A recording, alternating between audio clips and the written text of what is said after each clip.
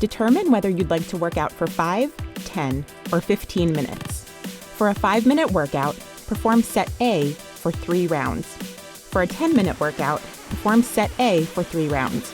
Rest 1 minute, then perform set B for 3 rounds. For a 15-minute workout, perform set A for 3 rounds, rest 1 minute, then perform set B for 3 rounds, rest 1 minute, perform set C for 3 rounds. Mix and match sets for variety. For example, one day you might do just set B. Another day you might do A and C. Whether you choose 5, 10, or 15 minutes, each work to rest interval is a total of 50 seconds. Start with a ratio of 25 seconds of work to 25 seconds of rest. To make it harder, progress to 30 seconds of work and 20 seconds of rest. For even more of a challenge, make it 35 seconds of work and 15 seconds of rest.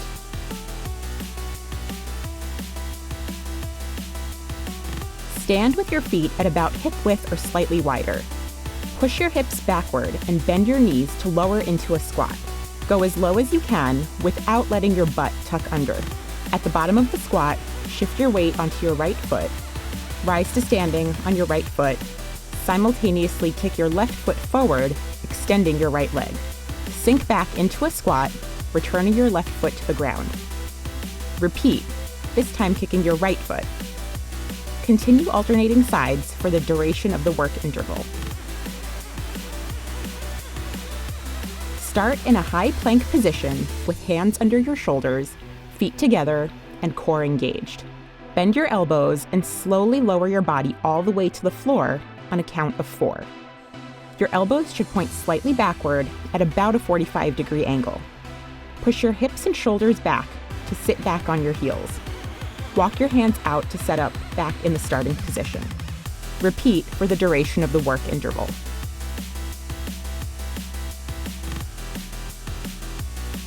Stand with feet slightly wider than hip width, right foot on a small towel or a gliding disc. Shift your weight onto your left foot, slide your right foot back and lower into a lunge, aiming to bring your right knee to the floor. Don't let your left knee go past your big toe. Drive your left foot into the ground to return to standing, sliding your right foot back to the starting position.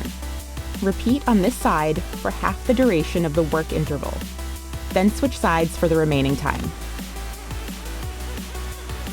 Start in a plank position with your hands under your shoulders, feet slightly wider than hip width, and core engaged. Lift your left hand and tap your right shoulder. Make sure not to rotate your pelvis as you lift.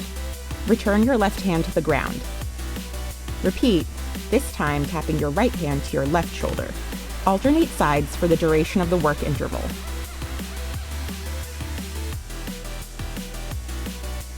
Stand with your feet at hip width. Take a wide step to your right and place your right foot so that it's in line with your left foot, your toes continuing to face forward. Shift your weight into your right heel and midfoot and push your right hip directly back. Keep hips and shoulders square and your torso as upright as possible. Push off with your right foot to return to the starting position. Repeat by alternating sides for the duration of the work interval. Place a sliding disc, paper plate, or small towel under each foot. Move into a high plank with your hands under your shoulders, feet at hip width, and core engaged.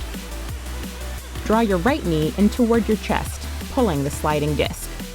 Simultaneously, return your right foot to the starting position as you bring your left knee forward. Quickly alternate sides for the duration of the work interval.